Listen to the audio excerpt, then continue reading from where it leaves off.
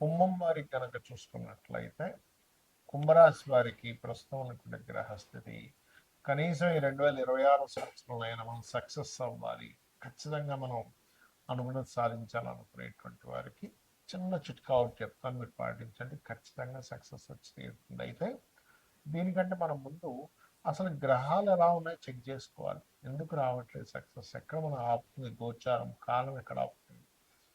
Major planets ఏంటి లగ్నంలో రావు అంటే ఏంటి, ఊహలు అపోహలు, ఏమవుతుందో ఏంటో, దీని నుంచి మీరు బయటపడాలి. పెట్టుకోండి, అంటే అనవసరమైన ఊహ బయటపడేసి, అంటే మిమ్మల్ని భయాల్లో పెట్టుతూ ఉంటుంది అనవసరమైన ఊహలు. జరిగేది నిజం కొంత, జరుగుతుందేమో అని ఊహించుకుని 90% మనం భయపడిపోతూ ఉంటాం. ఆ ఫస్ట్ ఆ భయం నుంచి బయట రావాలంటే నిద్ర లేచిన వెంటనే మీకు ఫస్ట్ ఓం దుమ్ దుర్గాయ నమః 10 నిమిషాలు చేసుకుని భయం మొత్తం పోతుంది. ఇక ఏలినాటి శని రెండులో ఏలినాటి శని తలస్థానంలో అంటే ఏమీ లేదు, లాంగ్ టర్మ్గా మనీ వస్తూ ఉంటాయి, షార్ట్ టర్మ్ అంటే మీరు ఎక్స్పెక్ట్ చేయకూడదని అర్థం. పంచమ గురువు సంతాన యోగాన్ని ఇస్తూ గురువు స్వరూపం మారింది కాబట్టి సంతానం మూలంగానే కొంత స్ట్రెస్, ఫ్రెండ్స్ మూలంగా, ప్రేమ వ్యవహారాల మూలంగా కొంత స్ట్రెస్ ఉంటుంది.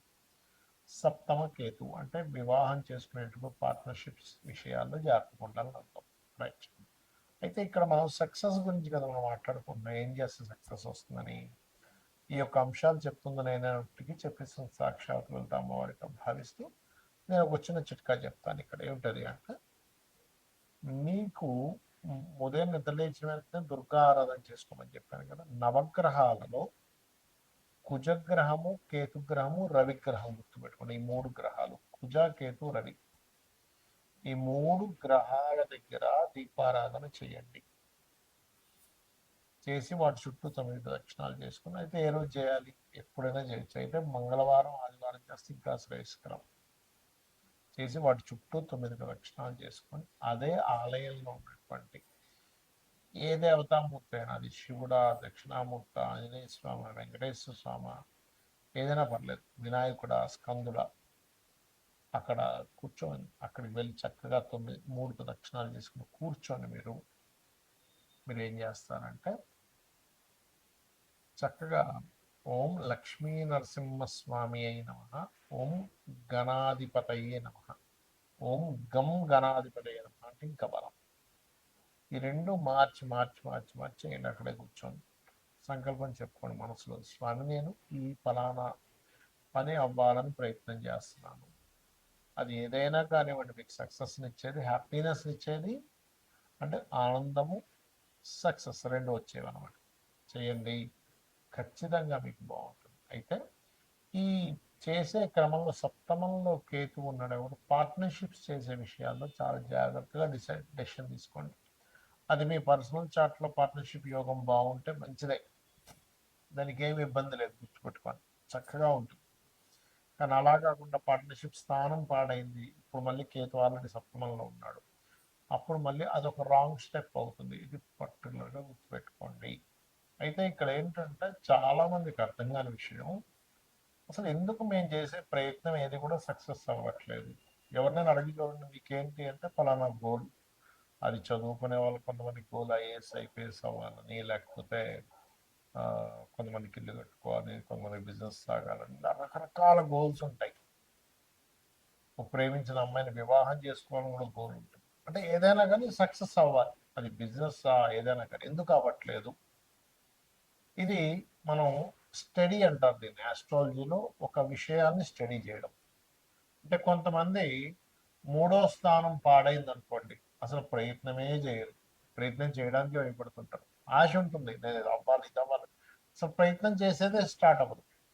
అప్పుడు మీరు ఏం చేయాలంటే 3rd హౌస్ అంటే 3వ స్థానంలో ఉండే గ్రహము, 3వ స్థానాధిపతి, వీళ్ళిద్దరూ కలిసి ఇంకో గ్రహానికి అప్పచెప్తారు. ఆస్ట్రాలజీలో ఉన్న గొప్ప సీక్రెట్, ఇంకో గ్రహానికి అప్పచెప్తారని ఒక క్యాలిక్యులేషన్ ఉంటుంది. అది ఆస్ట్రాలజీ నేర్చుకున్న వాళ్ళకి తెలుస్తుంది. ఆ గ్రహం ఏ గ్రహానికి అప్పచెప్పారో ఆ గ్రహాన్ని యాక్టివ్ చేసుకోవాలి ఎప్పుడు కూడా. అప్పుడు ఏమవుతుందంటే మీరు స్టార్ట్ చేయగలుగుతారు. అంటే ఏదైనా ఒక పని ప్రారంభించాలి అంటే 3వ స్థానంలో ఉండే ప్లానెట్, 3వ అధిపతి యాక్టివ్ అవ్వాలి.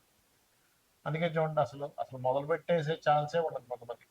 కొంతమంది మొదలు పెడతారు, కానీ దాన్ని కొనసాగించరు. దానికి కారణం ఏమిటి అంటే వాళ్ళకి 7వ స్థానంలో ఉండే గ్రహాలు యాక్టివ్గా ఉండవు. స్టార్ట్ చేసేస్తారు, అన్నీ స్టార్ట్ చేస్తారు. జిమ్కి వెళ్ళిపోతారు, 2 రోజులు జిమ్ చేస్తారు, మళ్ళీ ఆపేస్తారు. లేకపోతే ఇంకోటి ఏదో డైట్ అంటారు, 2 రోజులు ఫాలో అవుతారు, ఆపేస్తారు. నేను మందు మానేస్తున్నా అంటారు, 2 రోజులు మానేస్తారు, మళ్ళీ 3 రోజులు మొదలు పెడతారు. సిగరెట్ మానేస్తున్నా అంటారు, మొదలు పెడతారు. అన్నీ ఇంకా అంతే. చదువు ఇవాళ వెళ్ళామంటే టకటక పుస్తకాలు తీసి అన్ని పుస్తకాలు ముందు పెట్టేసుకుంటారు. ఓ ఒక రోజంతా విపరీతంగా, 2 రోజులు విపరీతంగా చదువుతారు, 3వ రోజు నుంచి బంద్. ఎందుకు? కారణం ఏమిటి అంటే దేనికి కారణం 7వ స్థానం సరిగ్గా లేదంటే దాని కొనసాగింపు సరిగ్గా లేదు. మనకు సక్సెస్ ఎప్పుడు వస్తుంది చెప్పండి? ఒకటి స్టార్ట్ చేయడం, రెండవది కంటిన్యూస్గా కొనసాగించడం. ఆఖరికి మనం జిమ్కి వెళ్ళినా కూడా మనం డబ్బులు కడితే మనకి బాడీ పెరగదు, అంతే కదా? వెళ్ళాలి, డబ్బులు కట్టినందుకు అక్కడ ఇన్స్ట్రక్టర్ ఏం చెప్తున్నారో అది చేయాలి, పర్ఫెక్ట్గా చేయాలి, డైట్ ఫాలో అవ్వాలి, ఏం తినాలి ఏం తినకూడదో తెలియాలి. దానికి కంటిన్యూస్గా 1 ఇయర్ 2 ఇయర్ కంటిన్యూస్గా చేస్తే బాడీ బిల్డ్ అవుతుంది. అలాగే మనం ఒక సక్సెస్ రావాలంటే అసలు ప్రారంభించడానికి ఆటంకాలు ఉంటాయి. రెండవది ప్రారంభించింది కొనసాగించడానికి ఆటంకాలు ఉంటాయి. 7th house పాడైతాయి. అంటే నేను మీకు ఈ విషయాన్ని ఎందుకు చెప్తున్నా అంటే మనం సక్సెస్ రాకపోవడానికి కొన్ని కర్మలు అడ్డుపడుతూ ఉంటాయి. మనం పాస్ట్ లైఫ్లో చేసిన కర్మలు అడ్డుపడుతూ ఉంటాయి. ఇప్పుడు 7th హౌస్ దగ్గరికి వచ్చారు, సరే కొంతమంది ఏం చేస్తారు, ప్రారంభించారు, కొనసాగించారు, కానీ సక్సెస్ దగ్గరికి వచ్చేసరికి రావట్లేదు. అన్ని ప్రయత్నం చేశాను సార్, హోటల్ పెట్టాను సార్, అడ్వర్టైజ్మెంట్ చేశాను సార్, కానీ లాభాలు రాలేదు. బట్టల షాప్ పెట్టాను సార్, చాలా మందితో తిరిగాను సార్, కానీ లాభం రాలేదు.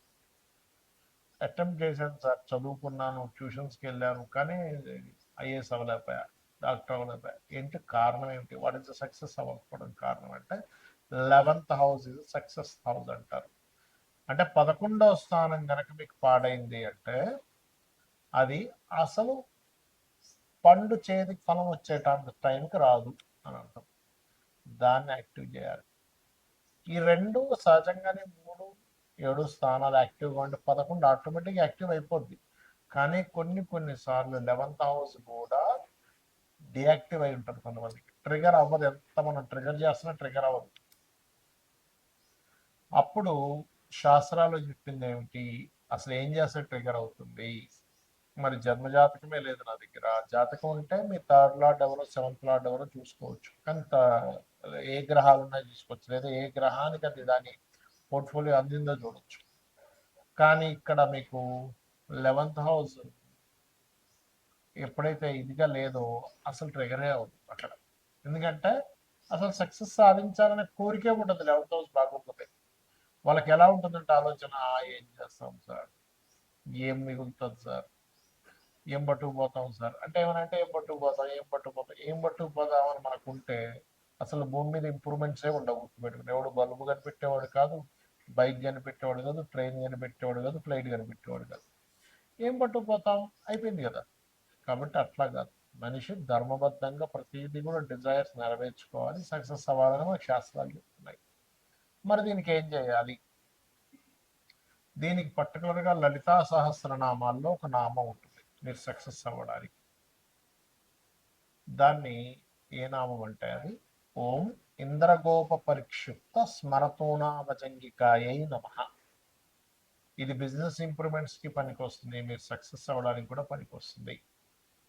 ఎందుకంటే మనం అసలు ఒక విషయంలో సక్సెస్ అవ్వట్లేదు అంటే, ఇప్పుడు చూడండి చాలా మంది తెలియక అజ్ఞానంలో కొన్ని పనులు చేస్తూ ఉంటారు. ఎవడో ఎదుగుతూ ఉంటే వాడిని వెనక్కి లాగుతారు, ఎవడో కొంచెం బిజినెస్ బాగా చేస్తుంటే వాడి బిజినెస్ ఎట్లా నాశనం అయిపోవాలని చూస్తుంటారు. ఇవన్నీ ఏంటంటే కర్మాస్ అంటారు వీటిని. మనకి ఇవన్నీ కర్మలు చుట్టుకుంటూ ఉంటాయి. ఆ జన్మలో వాడు అనుభవించలేదని వెంటనే నెక్స్ట్ జన్మ షిఫ్ట్ అయిపోతాయి. కాబట్టి దయచేసి శాస్త్రంలో చెప్పిన విషయాలు మనం పాటించాలి. పరోపకారం పుణ్యం, పరపీడనం పాపం. ఇంకోటిని పీడించు తింటున్నామంటే అది పాపం కిందకు మనకి జమ అయిపోతుంది, ఇంకోటికి మనం సహకరించామంటే అది పుణ్యం కిందకు వస్తుంది. కాబట్టి చేయకండి దయచేసి. మరి జాతకం లేదు, ఏ గ్రహాల దగ్గర పెట్టాలి? బుధ శుక్ర గ్రహాల దగ్గర దీపారాధన. ఇప్పుడు గురువు కూడా మిథునంలో, న్యాచురల్ మిథునంలో గురువు ఉన్నాడు. ఇప్పుడు గురువు శుక్ర బుధ ఈ 3 గ్రహాల దగ్గర దీపారాధన చేసి ఇప్పుడున్న ఈ 2026లో నేను చెప్పినటువంటి ఇందాక నేను చెప్పిన మంత్రం ఏదైతే ఉందో లలితాహాస్త్ర నామం ఓం ఇంద్రగోప పరిక్షిప్త స్మరతోనా భజంగికాయ నమః అని చేస్తూ మీరు దుర్గా ఆలయానికి వెళ్ళండి. ఈ సంవత్సరం ఖచ్చితంగా అంటే గణపతి దుర్గా రెండు ఆలయానికి వెళ్తూ ఉండండి. 100% మీకు సక్సెస్ వచ్చి తీరుతుంది. శ్రీమాత్రే నమః.